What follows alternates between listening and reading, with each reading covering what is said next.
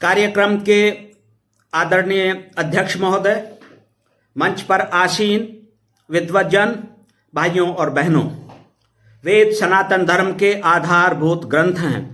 सनातन धर्म के सर्व प्रमुख व्याख्याता हैं।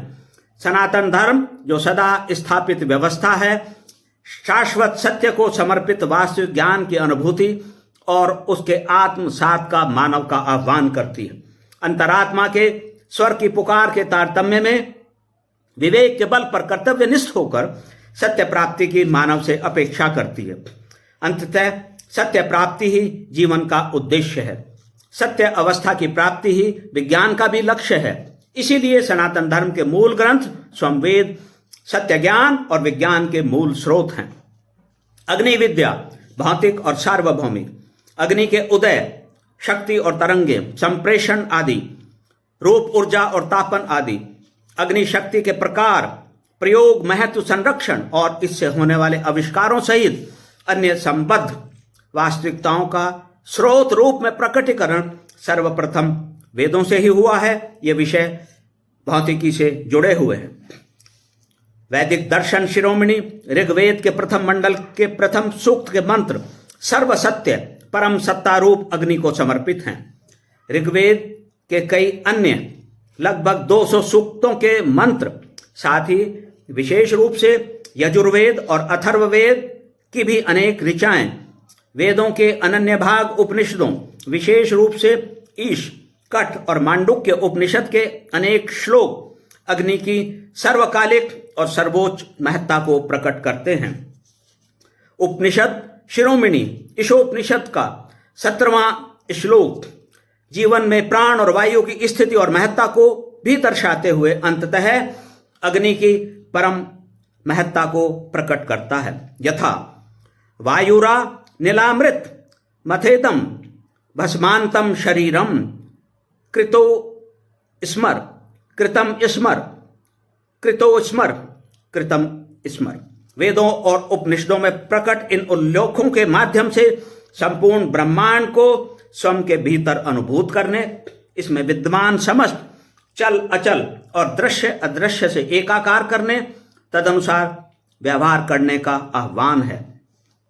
इसी को केंद्र में रखकर विचार और कर्म के बल पर सत्य तक पहुंचने की मानव से प्रबल अपेक्षा है। यही वास्तव में अध्यात्म की मूल भावना है। सत्य में आध्यात्मिक ज्ञान जीवन एकता की वास्तविकता की स्वीकृति है। यही सच्ची आध्यात्मिकता है। रामायण और श्रीमद् भगवत गीता तथा कई अन्य वैदिक ग्रंथों में भी अग्नि की स्थिति के महत्व के, ज्ञान के प्रकाश एवं पवित्र तत्व जैसे संबोधनों के साथ उल्लेख हमारे सामने आते हैं। श्रीमद् भगवत गीता के 4th अध्याय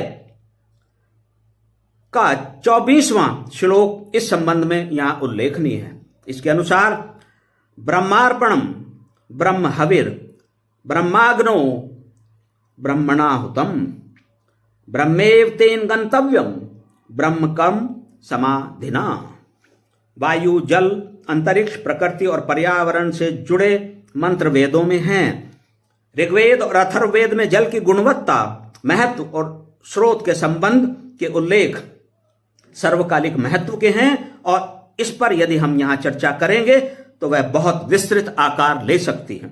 स्वयं ऋग्वेद के प्रथम मंडल का 2य सूक्त वायु और वायुमंडल के संबंध में और अति विशेष रूप से अथर्ववेद का पृथ्वी सूक्त नदियों, पर्वतों, वन और वनस्पति, जो वनस्पति विज्ञान का आधार है, वृक्षों और फसलों, औषधियों और स्थानों की स्थिति के ज्ञान प्राप्त करने और वृहत कल्याणार्थ प्राणी मात्र के हित में सदुपयोग की मानव से अपेक्षा करता है।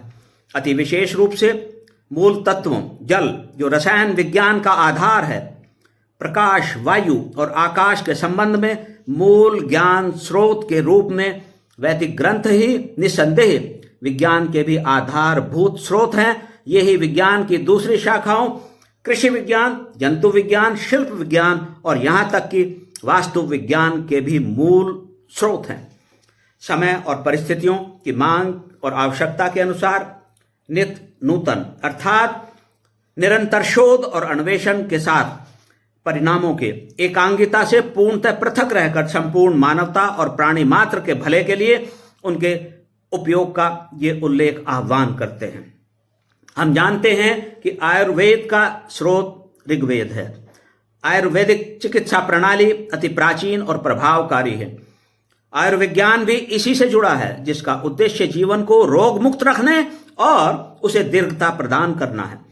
प्राचीन कालिक महान चिकित्सा शास्त्री और शल्य चिकित्सक सुश्रुत, चरक संहिता और योग सूत्र के प्रणेता तथा रसायन विद्या, धातु विज्ञान और लौह शास्त्र के आचार्य पतंजलि, स्वयं चरक प्रक्षेपास्त्र प्रणाली के खोजकर्ता महर्षि विश्वामित्र, वायुयान आविष्कारक महर्षि भारद्वाज, नक्षत्र विज्ञान के खोजकर्ता ऋषि गर्ग मुनि, परमाणु सिद्धांत के आविष्कारक ऋषि कणाद अथवा कश्यप, वायु विज्ञान के आचार्य ऋषि कर्ण, भूजल आविष्कारक तथा उपयोग की विधि को प्रकट करने वाले आर्यभट्ट के शिष्य वराहमिहिर और गुरुत्वाकर्षण नियम का वर्णन करने वाले खगोल विज्ञानी भास्कराचार्य आदि के बेजोड़ कार्यों और अनुसंधानों का स्रोत वेद और वैदिक संहिताएं रही थीं।